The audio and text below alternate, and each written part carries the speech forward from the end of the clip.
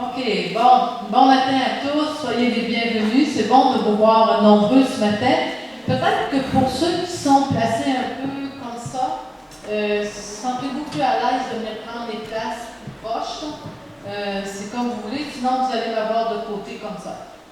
Bon, on va écrire un petit peu là-dessus aujourd'hui, mais pas beaucoup. OK. Donc, le but du message ce matin, c'est de... en fait, c'est la partie 2 de Réalise ton rêve. Et c'est aussi... Je veux aussi vraiment qu'on soit sensibilisé. Vous allez me dire, ouais, mais on sait ça déjà. Non, on va aller plus profond. Que la parole de Dieu, c'est notre livre d'instruction pour toutes choses. Amen. Et souvent, on lit la parole de Dieu, excusez-moi, mais de façon religieuse. Mais on ne va pas puiser vraiment les instructions de Dieu dans sa parole pour les appliquer concrètement à nos vies et avoir des résultats. Voyez-vous, c'est ça la différence. Moi, je connais beaucoup de chrétiens, 25 ans, 30 ans dans le Seigneur. Et quand des fois je regarde les fruits dans leur vie, je me dis, OK, est-ce qu'ils ont réellement appliqué la parole de Dieu? Mais ils la connaissent par cœur, par exemple. Mais est-ce qu'on l'applique? OK? Fait que je veux que vous gardiez ça à l'esprit. Le psaume 119. Pourquoi c'est si important la parole de Dieu appliquée dans nos vies? C'est que le psaume 119, versets 104 et 105, nous dit « Par tes ordonnances, je deviens intelligent. » OK. Mais là, ici, il ne faut pas oublier que le mot « ordonnance », c'est « instruction ». Hein? Par tes instructions, je deviens intelligent. OK, ça vaut la peine de prêter attention. Ou si je hais toute voie de mensonge. On sait que le père du mensonge, c'est Satan, depuis toujours. Et je vous dirais que dans nos vies, là où nous ne sommes pas pleinement satisfaits, bénis, c'est qu'il y a encore du mensonge. Ça, là, c'est Dieu me révèle en même temps que je vous parle. Là. Il y a vraiment, là où on dit, ben non, pourquoi? C'est qu'il y a encore du mensonge. OK. Qu'est-ce qui va nous libérer du mensonge? La parole de Dieu. Mais la parole de Dieu révélée et mise en pratique. Amen. Juste la parole de Dieu? Non. Révélée, saisie par la foi, mise en pratique. Donc, ça continue en 105, ça dit « Ta parole est une lampe à mes pieds, une lumière sur mon sentier. » C'est fort, hein? La parole de Dieu, ça éclaire nos vies. C'est ça que ça dit ici. Amen. OK. J'ai une petite histoire pour commencer par rapport aux rêves. Pourquoi c'est important de réaliser ses rêves et comment l'ennemi, il est rusé pour nous étouffer dans nos rêves. C'est l'histoire, en fait, d'une femme qui, lorsqu'elle était enfant, elle aimait dessiner. Elle aimait le colorier, elle aimait dessiner. C'était son activité favorite. Un jour, à l'école, le professeur organise un atelier pour faire des dessins pour égayer une maison de personnes âgées. Donc, la jeune fille, toute excitée, s'installe à son pupitre pour commencer les dessins.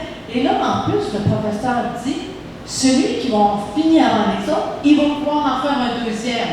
Fait que toute excitée, écoute, elle sort toute sa boîte de crayons, toutes les couleurs. Et là, elle lève la main, parce qu'elle a vraiment le goût d'en faire un deuxième. Mais là, le professeur arrive à côté d'elle, regarde son dessin, et lui dit, maintenant elle s'appelle Cathy, mais Cathy, c'est parce que ton dessin, là, tu as mis bien trop de couleurs, puis regarde, tu as dépassé partout. Non, c'est inacceptable. Puis, tu ne pourras pas en faire d'autres, puis ton dessin, ben, on ne l'utilisera pas, puis tu vas aller t'asseoir à tel endroit, puis tu vas dans la classe, puis tu vas attendre que ça finisse. Elle dit, j'ai senti quelque chose se briser en moi. Elle est allée s'asseoir. Elle dit, j'ai été des années sans retoucher à un crayon de couleur. Des années sans toucher à un crayon. Jusqu'au jour où une amie de sa mère vient à la maison et vient passer la journée avec eux, parle avec tous les enfants. Finalement, l'amie de la mère s'en va. Et là, elle écrit une lettre à sa mère et elle lui dit qu'en discutant avec les enfants, elle avait vu Oui, elle avait vu ce que les enfants deviendraient plus tard. Et elle a écrit ça à la mère. Et elle dit, je ne me souviens plus qu'est-ce qu'elle a dit pour mes frères et mes sœurs, mais quand elle est arrivée à moi, elle a dit, ta fille va être une artiste. Et là, ça fait boum! C'est comme si c'est venu défaire le nœud que l'ennemi avait fait. Et là, elle a ressorti ses crayons. Elle dit, j'ai colorié pendant 1 mois, j'ai exposé tous mes dessins. Puis elle dit, après ça, elle dit, j'ai eu le courage d'aller les montrer à mon professeur. Puis elle dit, aujourd'hui, j'ai une émission de TV, j'enseigne aux entreprises les couleurs, elle donne des cours d'art. Wow! Voyez-vous? Et moi, j'ai remarqué souvent, c'est une tactique de l'ennemi, ça. Venir éteindre, t'accuser, une critique virulente, une fausse accusation, quelque chose qui vient et qui vient éteindre cette flamme-là, ce que Dieu a mis en toi pour que ça croisse. Et souvent, remarquez dans vos vies, là où on s'est senti le plus attaqué, c'est dans nos dons. Remarquez bien ça. C'est dans nos dons. Pourquoi? Parce que l'ennemi ne veut pas qu'on rentre dans nos rêves. Non. Lui, il veut que son règne, il veut nous écraser. Donc, j'ai trouvé l'histoire intéressante, puis je veux vraiment vous sensibiliser. Attention. Et que si l'ennemi est venu un jour pour éteindre votre rêve, Dieu veut le ressusciter ce matin. Amen. Amen. Pour faire un petit retour très rapide, la semaine passée, on a parlé justement d'accomplir son rêve et on a présenté 5 bonnes raisons d'accomplir son rêve. Bon, je vais les repasser très rapidement. Premièrement, pourquoi c'est important d'accomplir ton rêve? Parce que Dieu t'a créé dans un but précis, il t'a créé pour une mission, il t'a créé pour une destinée. Bon, moi je veux que vous ayez à l'idée que Dieu, lorsqu'il vous a créé, il y avait un agenda pour vous, mais que le diable, lui aussi, avait un agenda. Et en fait, c'est une guerre entre les 2 agendas. La bonne nouvelle, c'est que quand on vient à Jésus, quand on est de nouveau, on a pleinement la possibilité de rentrer dans l'agenda de Dieu. Et des fois, tu vas dire, oui, mais il y a des gens qui n'ont pas donné leur vie à Jésus, puis ils vivent leur rêve.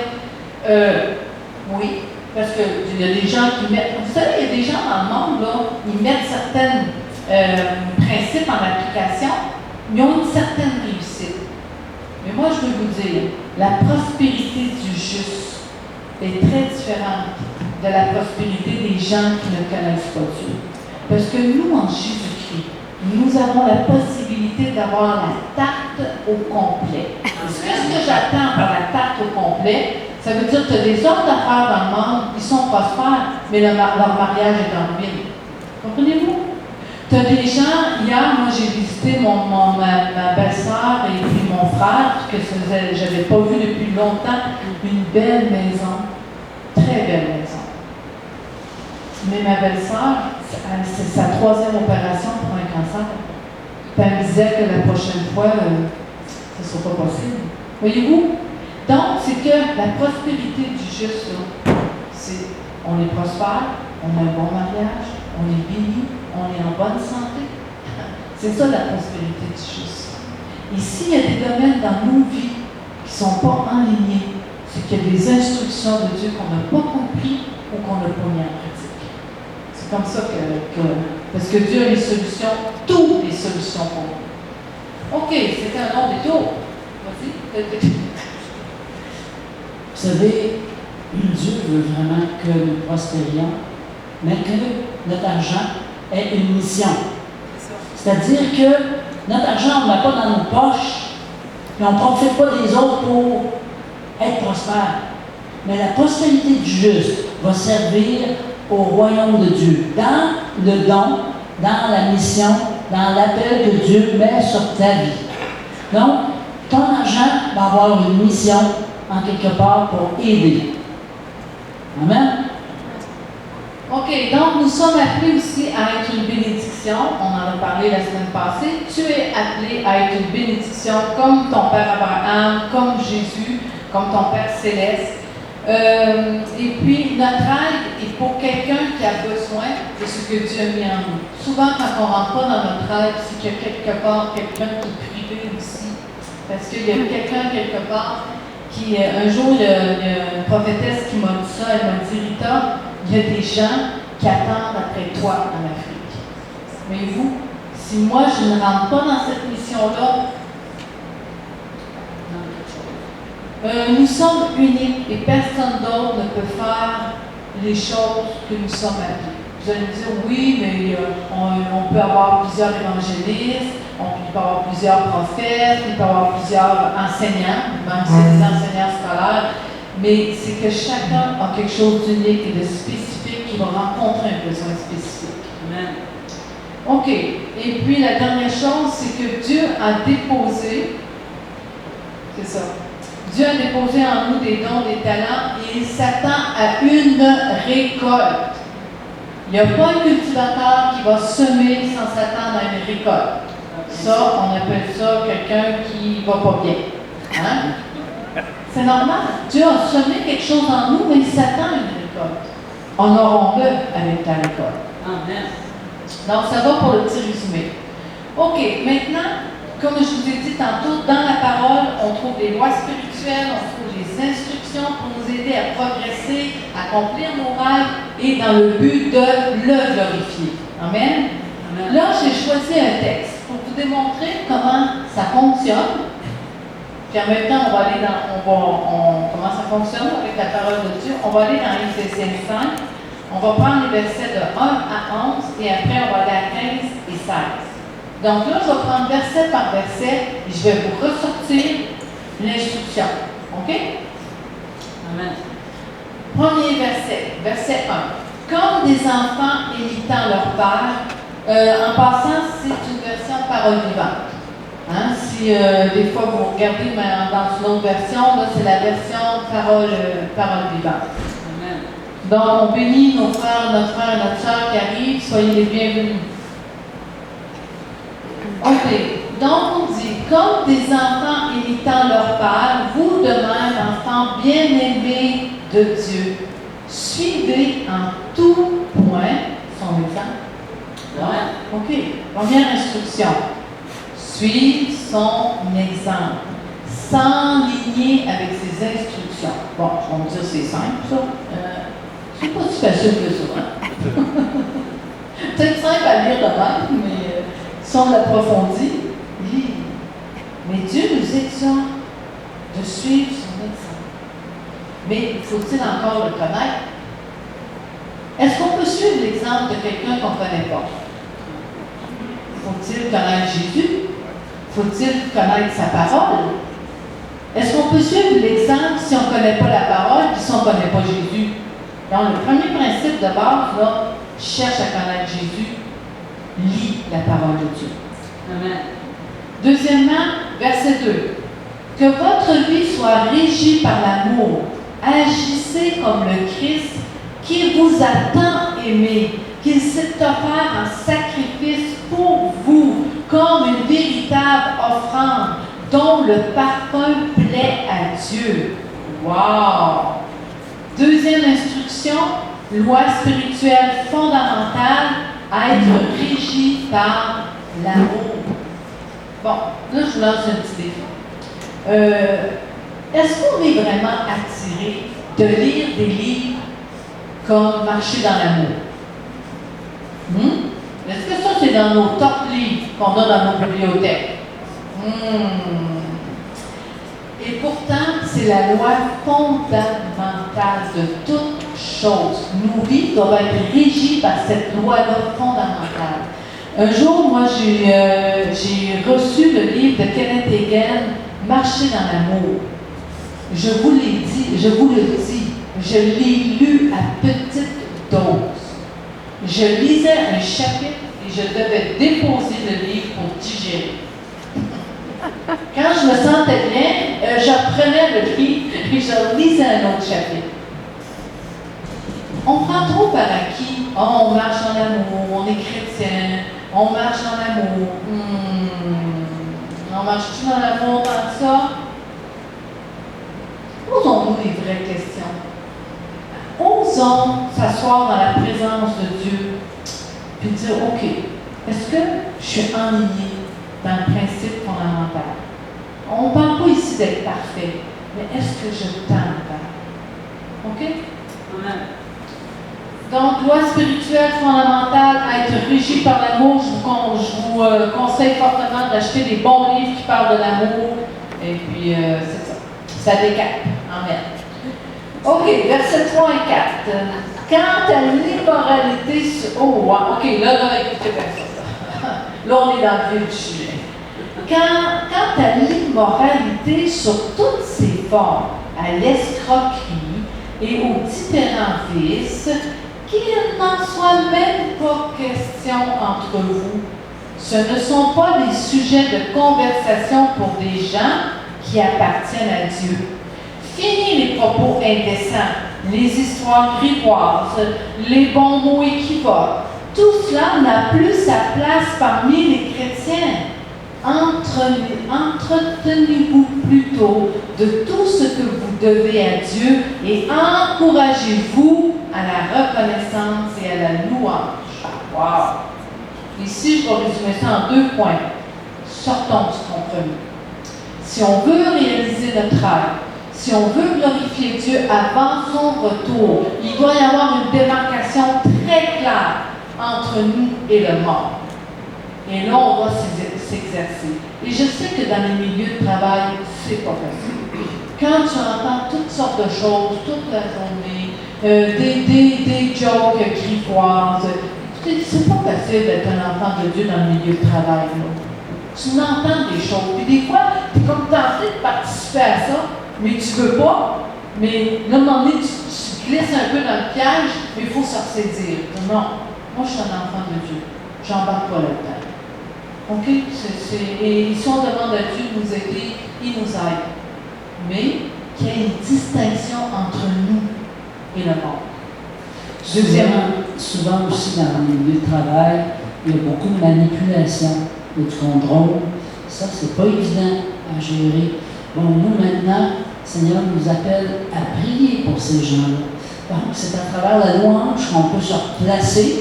Puis après ça, être en mesure de prier et non pas en mesure, comment je pourrais dire, de se plaindre, de rentrer dans la plainte.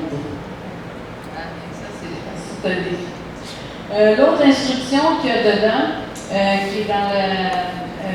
que je dirais par rapport au verset 3 et 4, moi je vais traduire ça en disant « Mets une garde à ta bouche, ne parle plus comme le monde, mais comme un enfant de lumière. » Ça là, c'est une prière « Mets une garde à ma bouche. » Amen.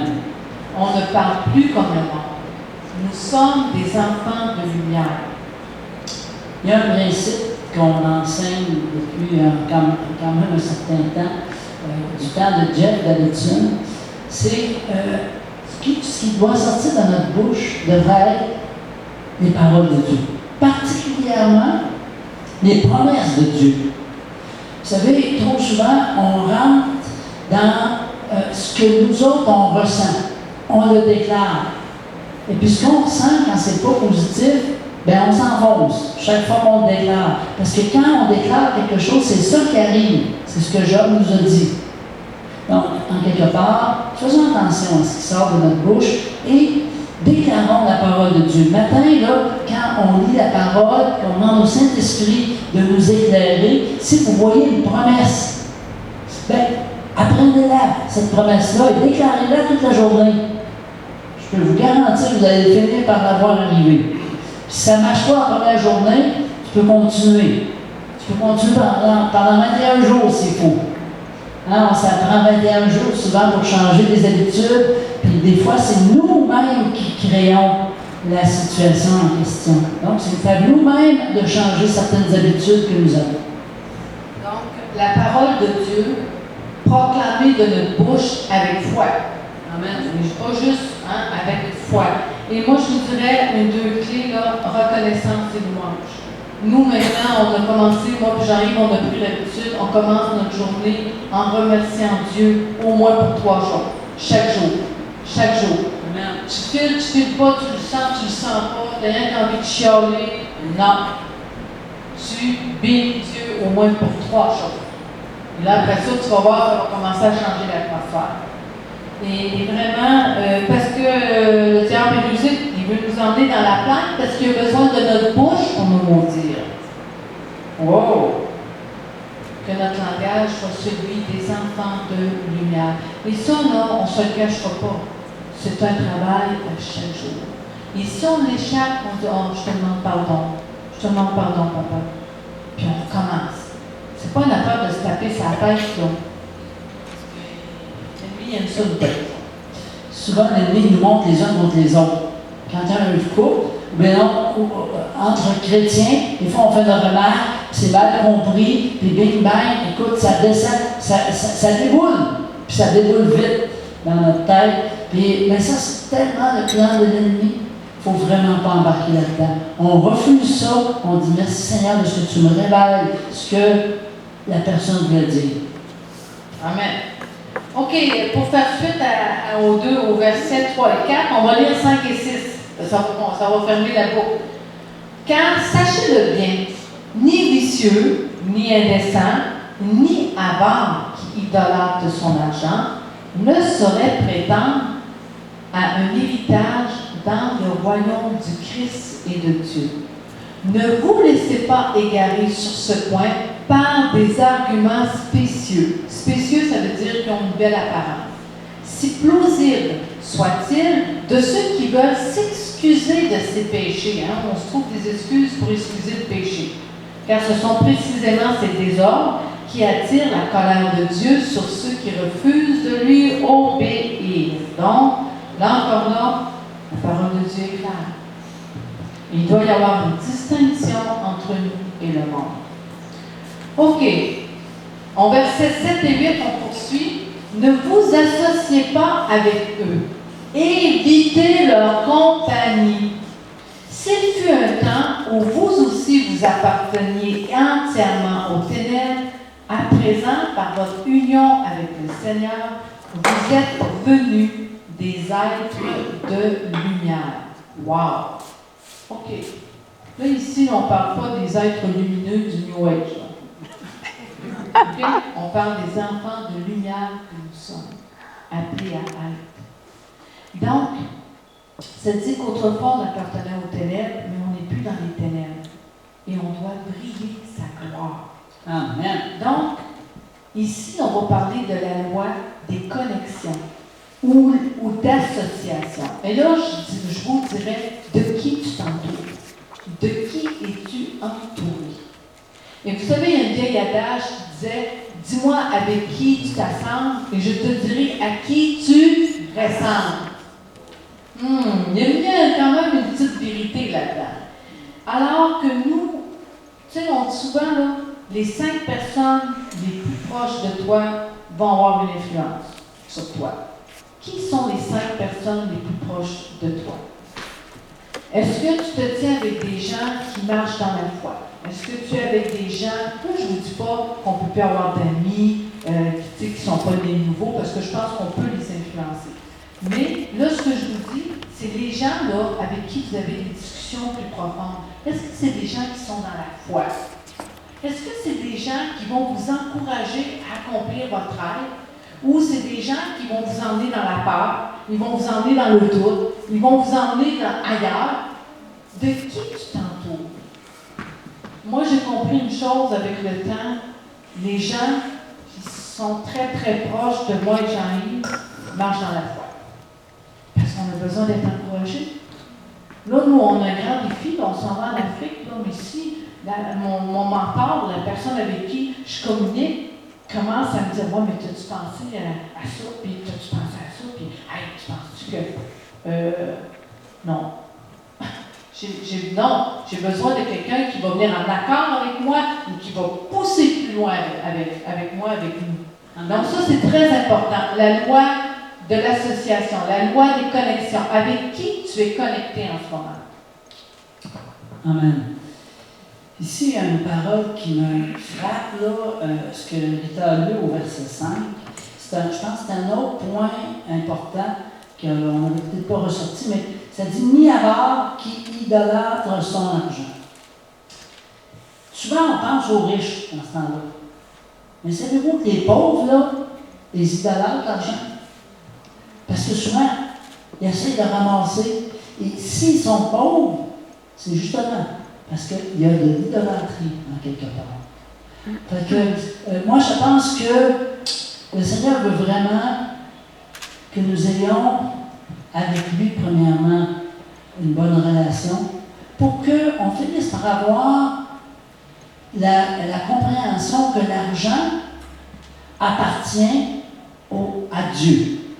Et Dieu veut déverser sur les enfants de Dieu, non pas pour nous enrichir, mais pour qu'on puisse aider notre prochain et les emmener à la connaissance de Jésus. Ça fait aspirer à la prospérité. Amen. Oui, cherchons, pas pour nous-mêmes. C'est ça que les gens n'ont pas compris des fois. Les gens commencent à critiquer la prospérité, mais non, c'est pas un enseignement sur la prospérité, c'est un enseignement sur ce que Dieu veut pour toi. Il veut que toi, tu aides l'autre à côté, et que tu aies un impact dans ce monde. Amen. Bon, ben ça va bien?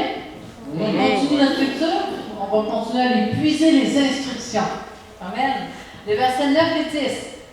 Comportez-vous donc comme tel, regardant, répandant la clarté autour de vous. Wow! On est appelé à répandre la clarté autour de nous.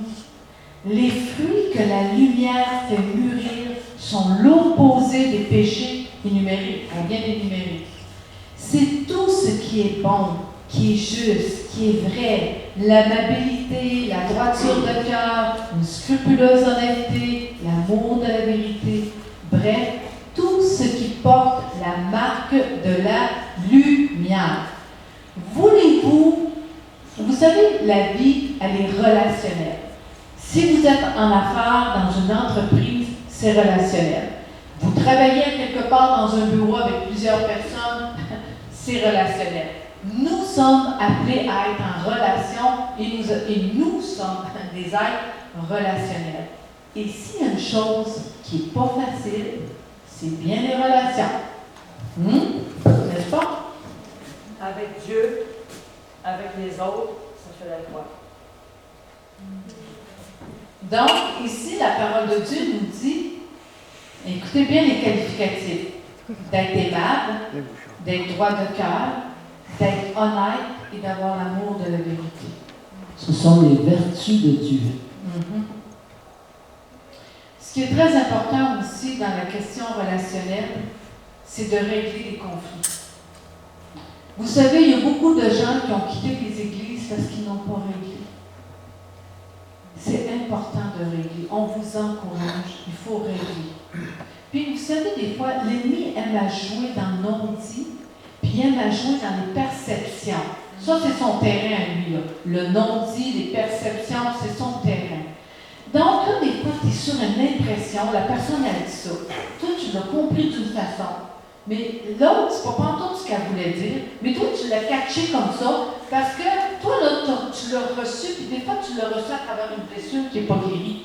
Des fois, tu l'as reçu par rapport à quelque chose que tu as vécu dans le passé. Et puis là, l'autre, ce qu'elle vient de te dire, ça passe là. Là, tu dis, ça vient me chercher, ça, cette affaire-là, ça vient me chercher. Ben, si ça vient me chercher, là, va t'asseoir en présence de Dieu. Hey, pourquoi ça vient me chercher comme ça? Et s'il le faut, va voir la personne. Hey, l'autre jour, là, quand tu as dit ça, là, moi, je l'ai reçu comme ça.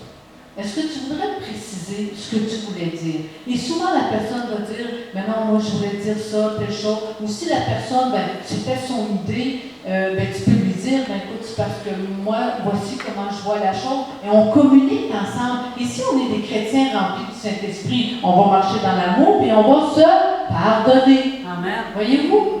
C'est comme ça. C'est comme ça, la vie. Et quand vous avez demandé pardon à quelqu'un, puis que la personne ne veut pas vous donner le pardon, repartez avec votre paix. Vous avez fait ce qu'il y avait à faire. Si c'est une relation toxique, vous bénissez la personne, vous vous éloignez. On n'est pas obligé là, de supporter des relations toxiques non plus autour de nous. Il faut faire attention aussi. Il faut être sage. C'est bon? Ça va bien? N'est-ce pas que la parole de Dieu est pleine de bonnes instructions? Amen. Alléluia. OK, là, je regarde juste où je suis rendue, puisque vous êtes des enfants de lumière. OK, au verset 10 et 11, ça dit, puisque vous êtes des enfants de lumière, apprenez à discerner ce qui fait plaisir au Seigneur, examinez et vérifiez votre vie sous cet angle. Est-ce qu'on examine et on vérifie nos vies régulièrement? Est-ce qu'on examine et vérifie nos vies sous l'angle de la parole de Dieu? OK. C'est bon, hein? Oui. Verset 11. Ne vous compromettez pas en participant aux entreprises infructueuses qui favorisent les ténèbres. Prenez plutôt parti contre elles, dénoncez leur caractère, fusillez les mauvais. Là, j'ai écrit une petite phrase. Sortons du compromis encore. Sortons du compromis. On veut être bénis. On veut se tenir debout quand Jésus va revenir. Sortons du compromis. OK, on va s'accorder maintenant au verset 15 et 16. Veillez donc avec, c'est au tableau, veillez donc avec un soin tout particulier à votre manière de vivre. Agissez avec la conscience de votre responsabilité. Là, il y a quelque chose qui va frapper ici.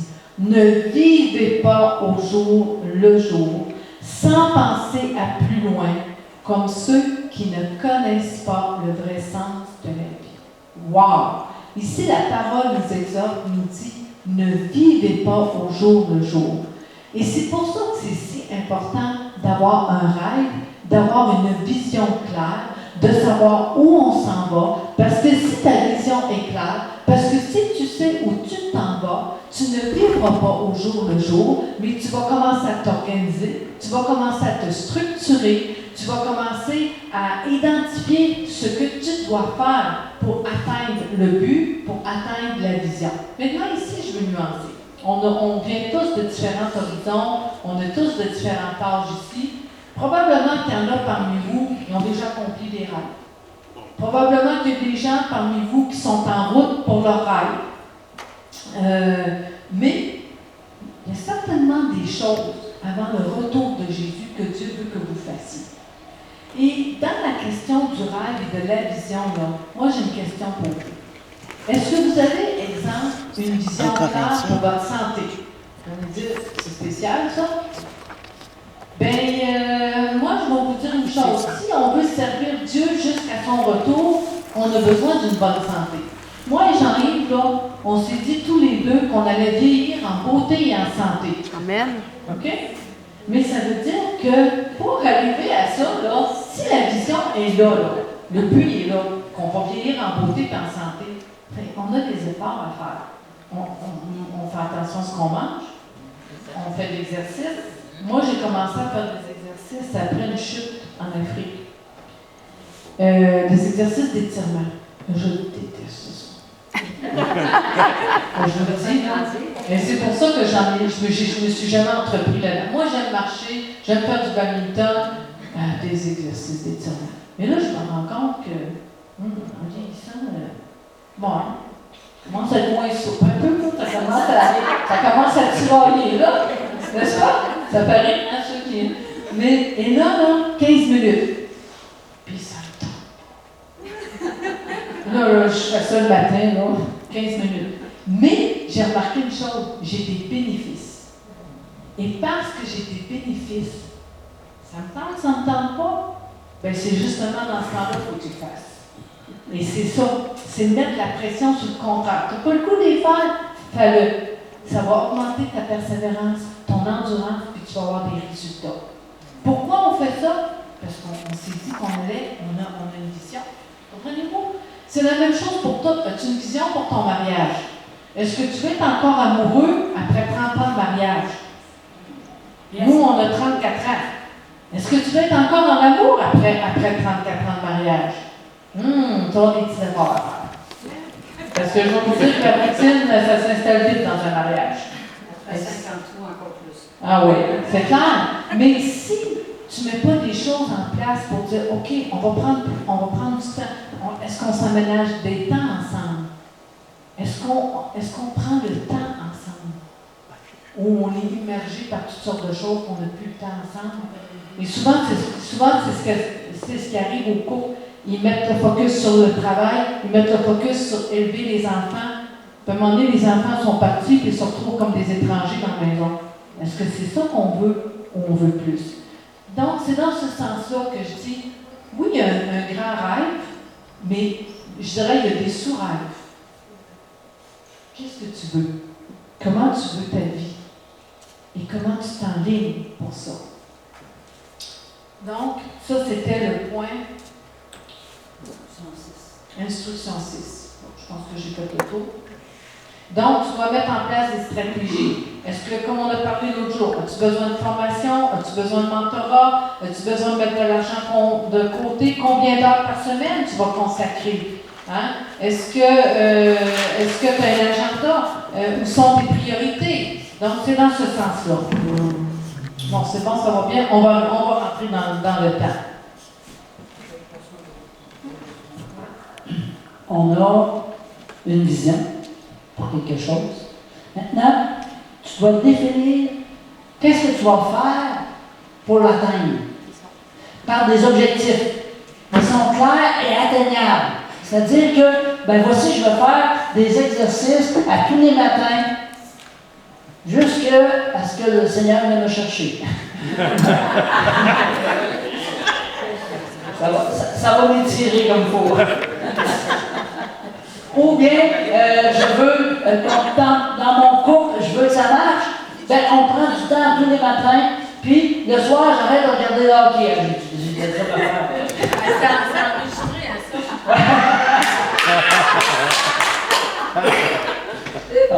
Il reste encore le soccer, le tennis. Mais comprenez-vous que c'est bon d'avoir une vision. En tout cas, il faut mettre des objectifs, il faut les écrire et il faut mettre un temps clair, net et précis pour que tu puisses revenir dessus et dire ah oui, ah non, là je l'ai échappé. C'est parfois ah oui, puis des fois c'est ah non. C'est ça. Oh merde, merci, Jean. Des fois c'est amen. Au lieu de vivre au jour le jour, puis on attend le retour de Jésus, puis on a hâte qu'il revienne, mais on ne fait rien. Ah, non. Mais on se trouve un but, une mission, quelque chose d'autre. OK, on termine avec le verset 16. Le 6, c'est ta vision, l'objectif clair. Oui, c'est ça. Donc, comportez-vous en gens, écoutez bien celui-là, je l'ai trouvé très fort. Le verset 16, là, dans cette version-là, je l'ai trouvé vraiment formidable. Comportez-vous en gens avisés, qui se rendent compte à quel temps critique nous vivons et savent tirer le meilleur parti de la période présente. Devenez maître de votre temps. Profitez de toutes les occasions favorables malgré les difficultés de l'heure. Oui, précisément parce que nous vivons en un temps où domine le mal. Wow! Est-ce que c'est assez actuel, ce verset-là, dans les temps? Mais quelles sont les instructions de Dieu? Soyez avisés. Hein?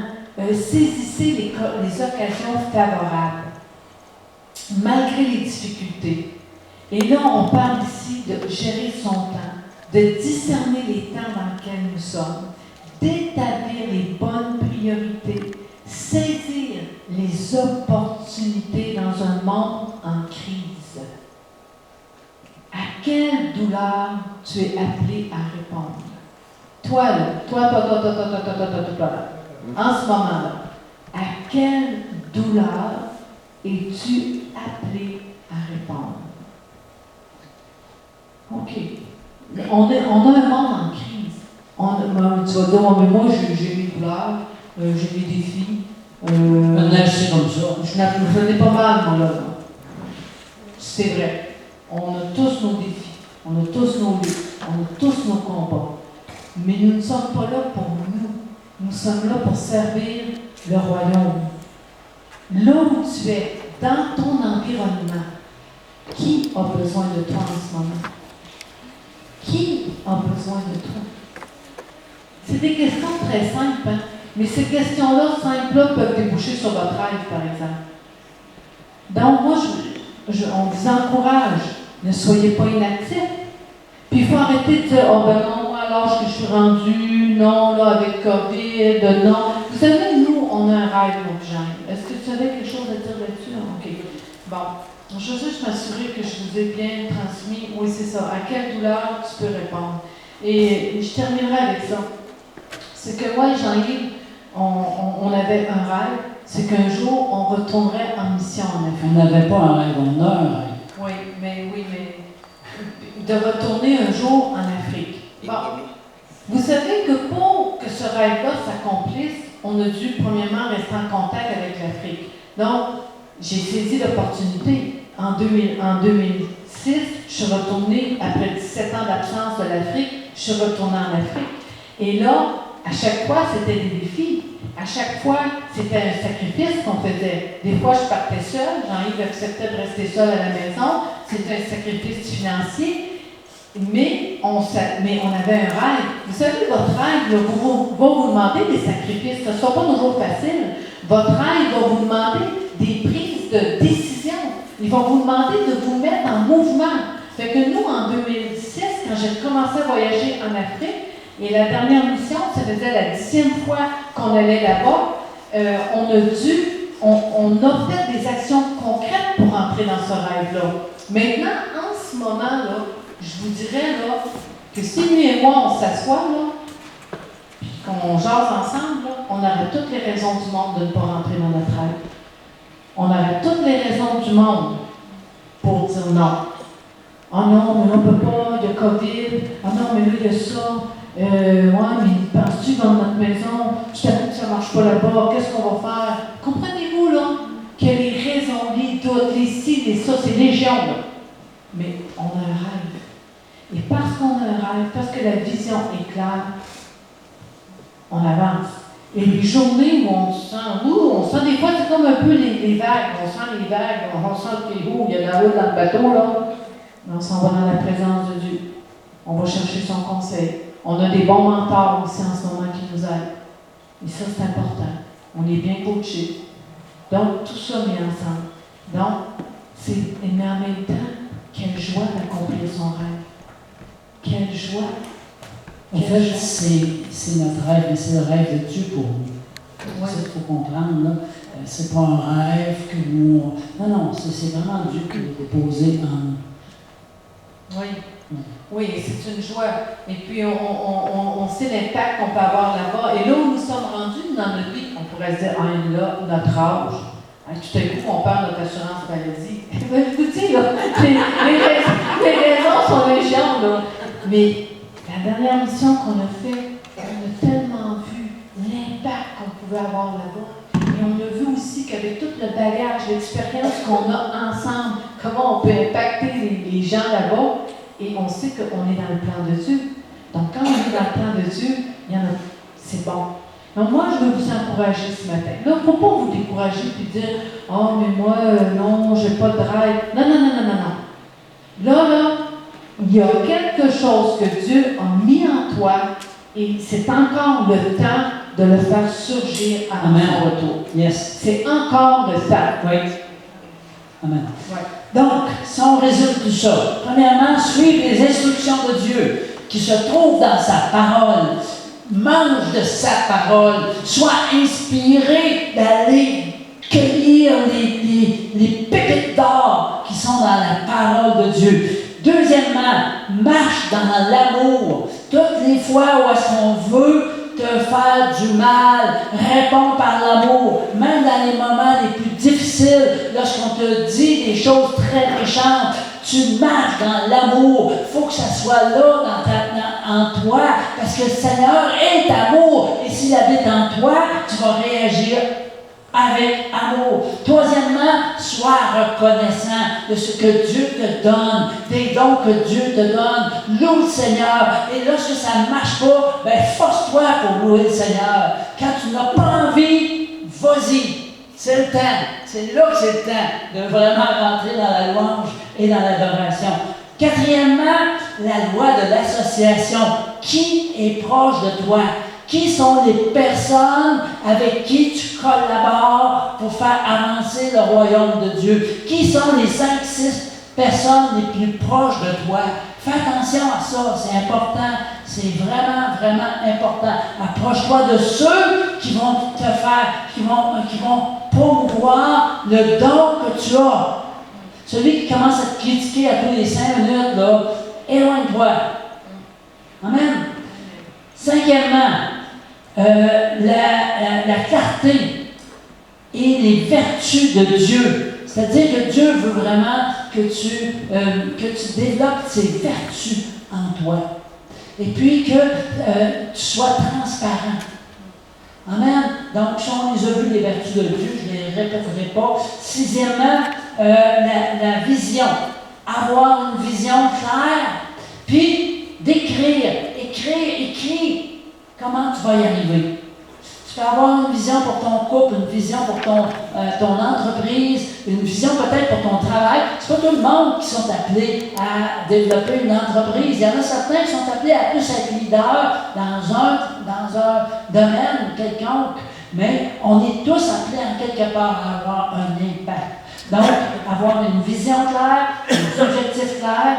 Septièmement, gérer son temps et qu'on perd du temps. Mais c'est pas tout. C'est qu'on ne prend pas le temps avec Dieu. Premièrement, quand tu gères ton temps correctement, tu mets Dieu en premier.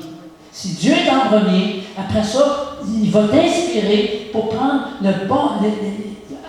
accomplir les bonnes choses. Mettre du temps là où est-ce que ça vaut vraiment la peine. Puis maintenant, si tu dis, ouais, mais moi, ça n'a jamais réussi, bien, persévère. La persévérance, c'est vraiment une clé importante. Persévérance et constance. Veux-tu nous parler de la constance? Oui, en fait, la constance, c'est elle qui va te donner des fruits. Moi, si je ne suis pas constante dans mes 15 minutes d'exercice le matin, je vais perdre même ce que j'ai gagné. Dans la constance, être constant. OK, j'ai décidé que j'allais faire ça, je suis constant. La constance, très important. Amen. Je vais vous demander de vous lever, ceux qui... Amen. Merci pour votre écoute. Amen. Merci de votre écoute. On va continuer tout ça chez nous, si vous avez le goût de continuer à parler et peut-être partager vos rêves ou que vous avez besoin de prière. On va pouvoir continuer chez nous. Donc, vous êtes tous invités. On a du deadline, on a 60 deadlines, je pense, en tout. Ça veut dire qu'on a au moins quelques-uns chacun. Ça fait, déjà là, ça va boucher un petit trou. Même si vous n'avez pas emmené votre lunch, que vous voulez venir à la maison, on va vraiment avoir un bon temps dans la présence de Dieu. Puis on va vraiment aussi revoir un petit peu ce qu'est le baptême, d'autres, comment je peux dire, d'autres points, pas point de vue, mais en tout cas. Oui, aspect. Amen. Alléluia. Seigneur, j'appelle vraiment ta bénédiction sur tes enfants qui sont ici réunis, sur ceux qui n'ont pas pu venir ce matin. Afin que, Seigneur, chacun puisse entrer dans son rêve et qu'il soit vraiment béni. Seigneur, ta bénédiction tombe lorsqu'on commence à obéir. Lorsqu'on met ces principes de ta parole en action. Et Seigneur, j'appelle maintenant que tu éclaires nos sentiers afin qu'on ne se retrouve ni sur une mauvaise route, ni dans le fossé, ni dans un nid de poules